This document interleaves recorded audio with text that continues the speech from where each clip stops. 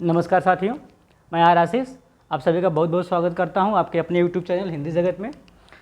साथियों, जो हमारी पिछली क्लास थी वो वर्णों का वर्गीकरण के आधार पर हमने उच्चारण स्थान के आधार पर वर्णों का वर्गीकरण किया था। और आज की जो क्लास होगी हमारी वो होगी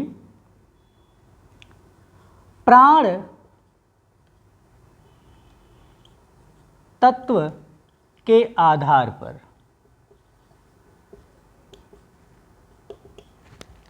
प्राण तत्व का संबंध यहाँ श्वास से है,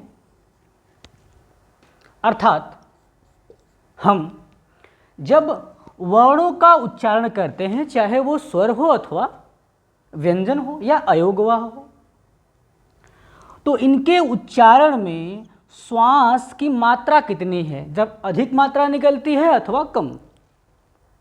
इस कम और अधिक के आधार पर ही वर्णों का वर्गीकरण यहाँ दो रूपों में किया गया है, जिसमें पहला आधार है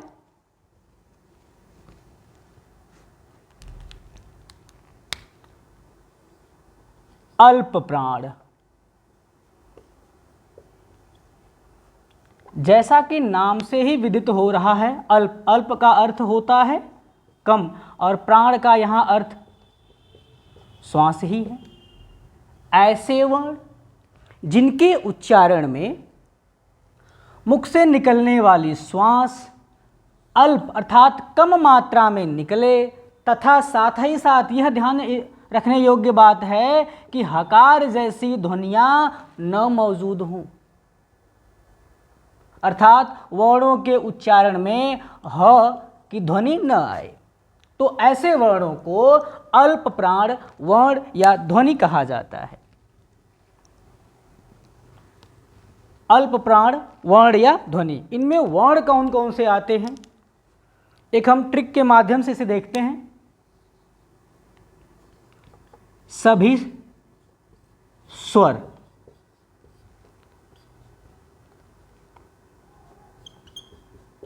वर्गों का पहला, दूसरा, तीसरा व पांचवा वर्ण प्लस अंतःस्थ व्यंजन प्लस द्विगुण व्यंजन से ड़ आता है। ये ध्वनियाँ जो होती हैं वो अल्प प्राण होती हैं। सभी स्वर से संबंध है अ, आ, इ, ई, उ, री, ए, ऐ, ओ, औ। अब वर्गों का पहला, तीसरा और पांचवा क, च, ट, त, प, ये पहला हो गया। तीसरा ग, ज, ड, द, ब। अब पांचवा वर्ण अंग, ई, ड़, न, म। अंतस्थ व्यंजन य, र, ल, व और आपका द्विगुण ड़। ये ध्वनियां अल्प प्राण के अंतर्गत आती हैं। ठीक है साथियों, अब जो दूसरा आधार होता है हमारा वो होता है महाप्राण ध्वनियां या महाप्राण वर्ण क्या होती है। पुनः जान लीजिए, प्राण तत्व के आधार पर वर्णों का वर्गीकरण दो रूपों में किया गया है। पहला था अल्प प्राण और दूसरा है महाप्राण। महा का अर्थ अधिक और प्राण का अर्थ है श्वास।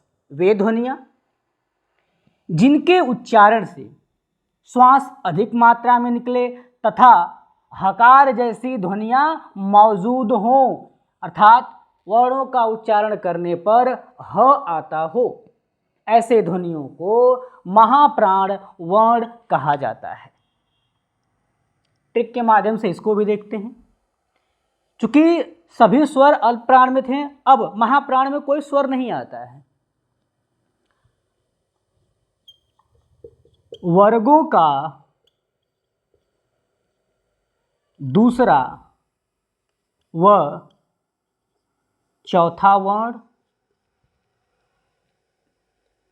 प्लस ऊष्म व्यंजन प्लस द्विगुण का ढ़ जो दूसरा व्यंजन होता है वो आता है। वर्ण देख लेते हैं।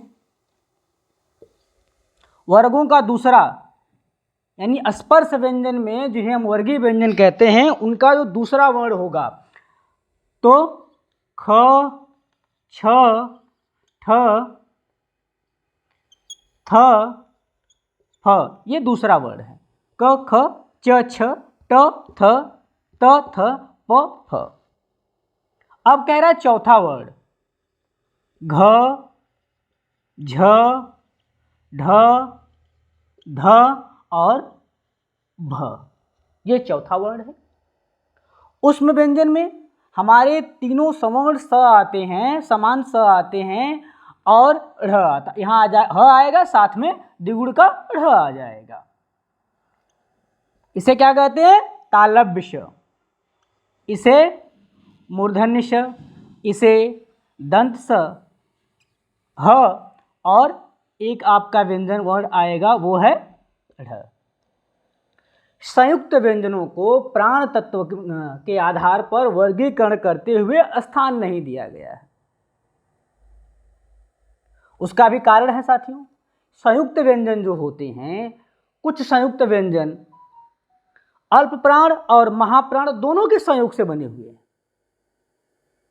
जैसे छ क और मूर्धन्य स के योग से बना हुआ है, तो अब हम उसे ना तो अल्प प्राण कह सकते ना महाप्राण कह सकते। तो इसलिए संयुक्त व्यंजनों को प्राण तत्व के आधार पर ना तो अल्प प्राण में स्थान दिया गया और ना ही महाप्राण में स्थान दिया गया है। ये हो गया साथियों हमारा अल्प प्राण और महाप्राण, जिनका वर्गीकरण प्राण तत्व के आधार पर किया गया है।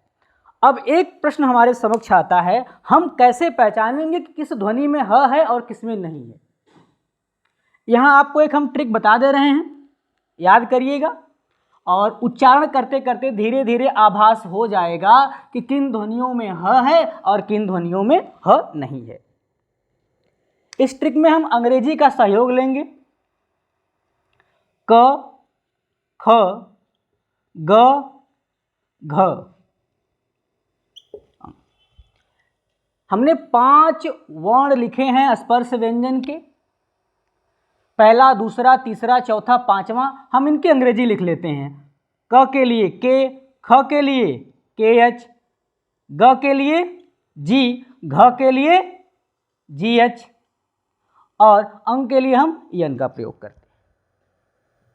अब साथियों यच का संबंध होता किससे है? यच से ह बनता है, यच से ह बनता है। तो अब देखिएगा क में यच नहीं आया है, क पहला वर्ण अल्प प्राण था, ग में भी यच नहीं है, यानी जी के साथ यच नहीं लगा हुआ, ये भी अल्प प्राण था। पांचवा वर्ण भी अल्प प्राण था, यहां भी यच नहीं है। दूसरा और चौथा वर्ण महाप्राण बताया गया, इनमें यच लगा हुआ है।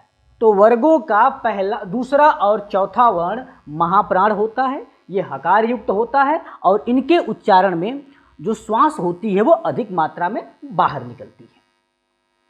यहां एक अपवाद भी है साथियों, च के लिए सी एच का प्रयोग होता है और जबकि च अल्प प्राण होता है। दंत स के लिए केवल यस का प्रयोग होता है, जबकि दंत स महाप्राण होता है।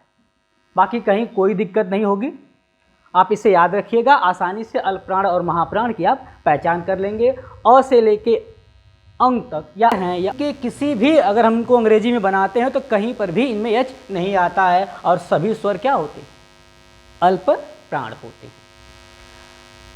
तो आज की कार्यशाला यहीं तक। नमस्कार साथियों, जय हिंद। आशा करते हैं और ईश्वर से कामना करते हैं कि यह आपके लिए उपयोगी हो।